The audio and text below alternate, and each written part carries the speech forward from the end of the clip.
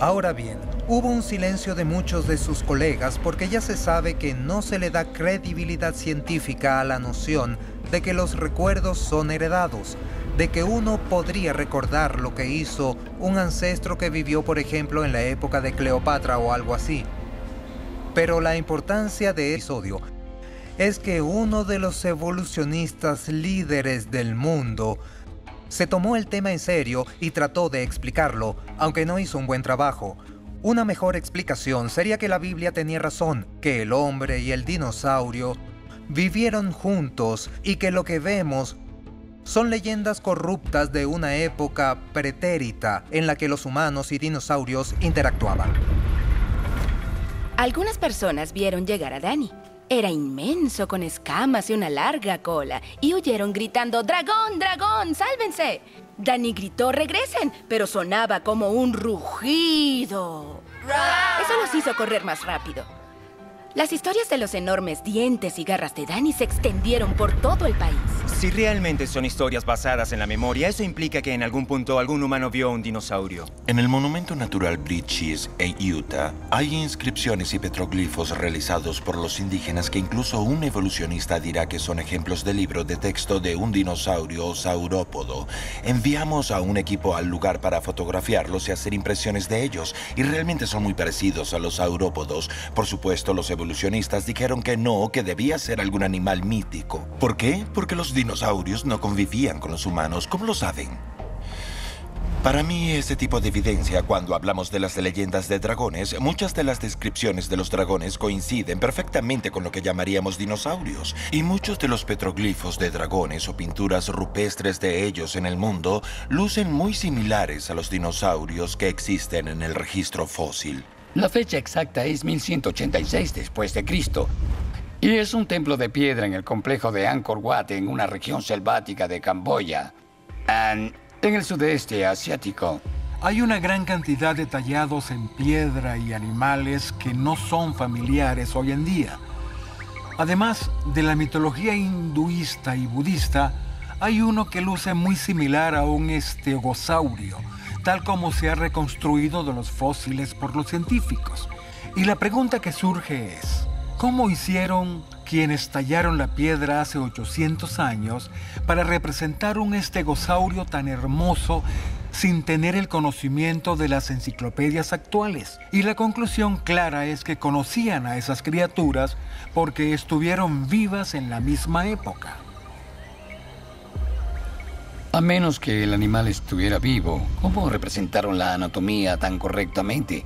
Tenían que verlo para poder reproducirlo correctamente. Y es solo uno de los más de 80 casos en todo el mundo, en todos los continentes, donde se sabe que los humanos y dinosaurios coexistieron gracias a las reproducciones artísticas de dinosaurios de una u otra forma. Hay una catedral en el Reino Unido, la Catedral Carlisle, que ha estado allí desde hace mucho tiempo, y uno de los obispos sepultados en ella hace 600 años tiene grabados en bronce en su tumba que representan una serie de animales que nos parecen muy familiares hoy en día, pero también hay algunos que lucen muy parecidos a saurópodos.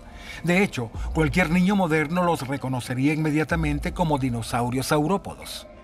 Por eso pensamos que la visión evolucionista, según la cual los dinosaurios se extinguieron hace 65 millones de años, está errada. Pues si no, ¿cómo pudieron llegar esos grabados a una tumba de 600 años? El mayor artefacto que tenemos es una estela egipcia que conmemora a un faraón. Se le llama la estela de Hieracómpolis. En un lado muestra al rey haciendo la cabeza del enemigo que acaba de derrotar, a punto de decapitarlo. En una pose de poder, en la parte trasera, tiene a algunos egipcios con sogas en sus cuellos alrededor de dos animales idénticos a un saurópodo. Lucen como un apatosaurio dibujado por un niño, enlazando sus cuellos. Y tenemos ese motivo repetido en dos lugares, totalmente separados por la distancia y cientos de años. Obviamente, si hay tallas o grabados de saurópodos cientos de años antes de cualquier reconstrucción científica de los fósiles, la única forma que podemos pensar para que lo hicieran tan inteligentemente es que pudieron ver a los animales con sus propios ojos, o al menos tuvieron acceso a bosquejos o descripciones hechas por testigos oculares de las criaturas en esa época.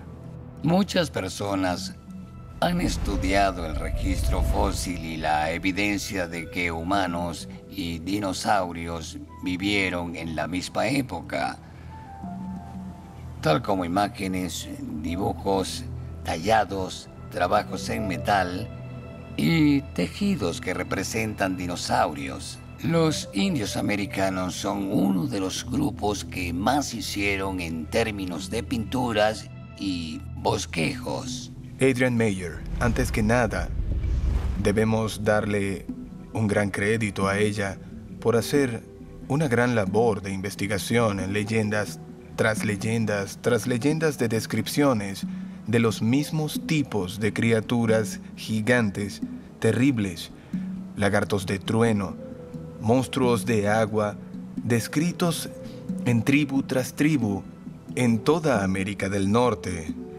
e incluso América del Sur y Central, donde tenemos una tradición sólida, completa con descripciones de hábitat, descripciones de atributos anatómicos.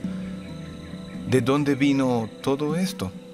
Algunas personas decían que no era posible que los indios convivieran con dinosaurios, que los indios habían hallado osamentas y habían armado esas osamentas en su forma adecuada y habían colocado la musculatura y la piel y basados en lo que vieron, hicieron sus dibujos de cómo luciría este dinosaurio o reptil en la vida real.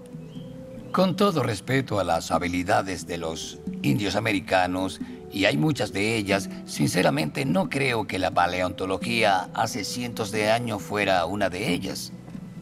El hecho de contar con todos estos artefactos genera la pregunta, ¿cómo sabían dibujarlos? En otras palabras, si son mitológicos, ¿cómo hicieron todos para dibujar el mismo mito y sin embargo estar separados por tiempo y la geografía? Es una pregunta difícil de responder porque depende de la visión del mundo que se tenga.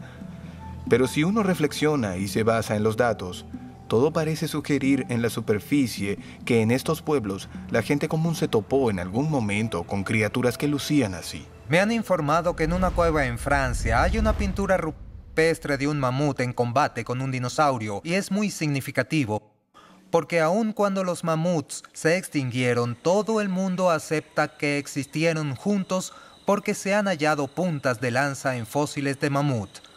Por supuesto, hay muchas pinturas de mamuts y todo el mundo concuerda en que son realmente mamuts. Así que si los mamuts y los humanos estuvieron juntos y vemos imágenes de mamuts y humanos juntos, entonces obviamente los dinosaurios y los humanos convivieron también. Pero por supuesto, los evolucionistas dirán que es imposible. Los amerindios tenían una leyenda de una criatura a la que llamaban el abuelo del bisonte. Es una descripción interesante porque si pensamos en cómo luciría el abuelo de un búfalo, obviamente tendría largo pelaje y luciría como un bisonte. Pero dicen que era mucho más grande y en una catarata en Minneapolis se hallaron los colmillos de un mamut. Los indios habían indicado que se trataba del lugar donde vivía ese abuelo del bisonte. Y lo más fascinante es que pudieron describir a este mamut en todas sus características, su pelaje, etc.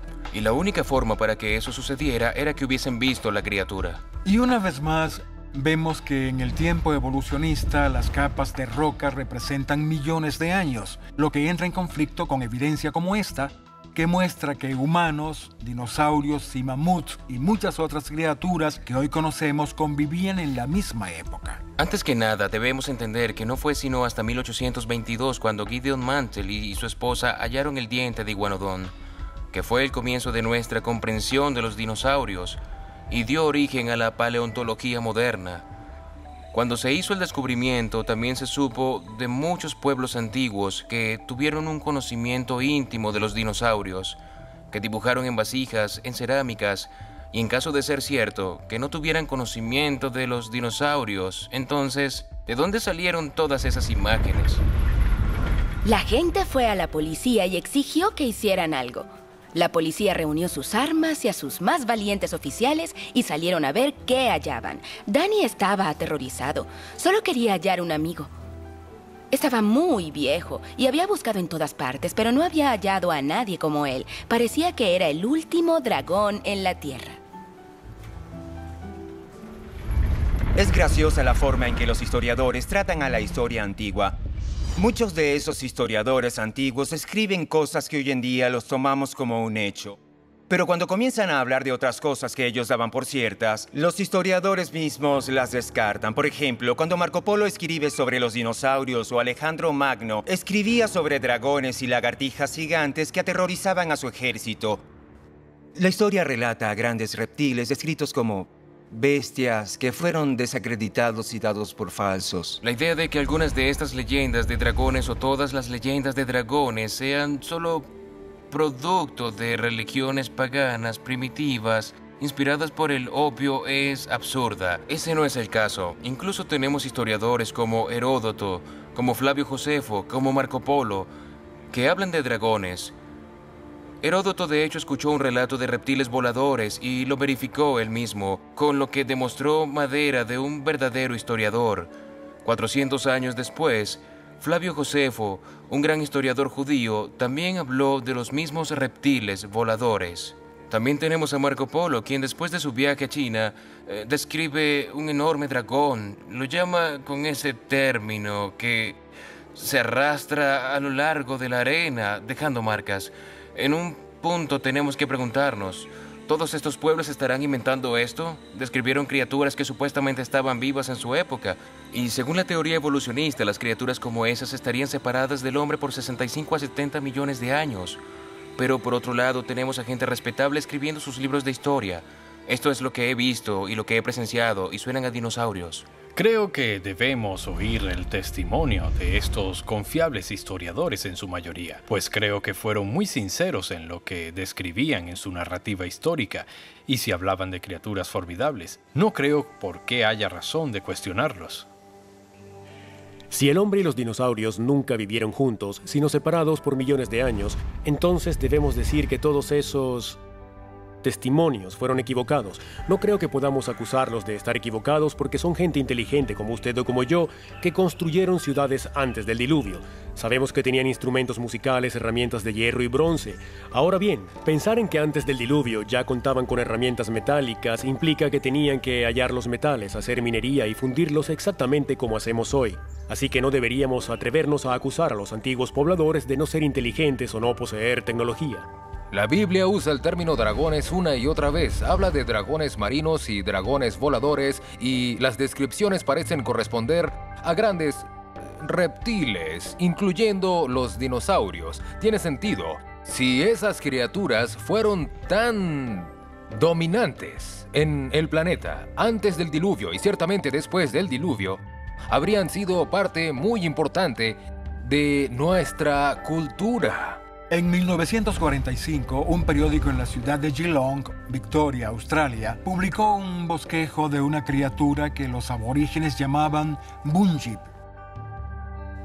El término aborigen común para monstruo se confunde a menudo con mito, pero en ese caso, el aborigen tenía grandes marcas de garras en su pecho, y la descripción que dio a través de un intérprete en la época fue la base de este bosquejo que el periódico Geelong Advertiser, que se asemeja en mucho a los dinosaurios con picos de pato.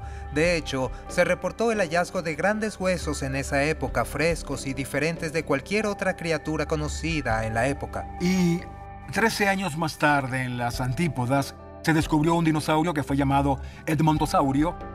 Y cuando se ve una reconstrucción del Edmontosaurio al lado de un bosquejo del Bunjip, hecho por el artista del periódico de Geelong, basado en las descripciones de los aborígenes, son muy similares.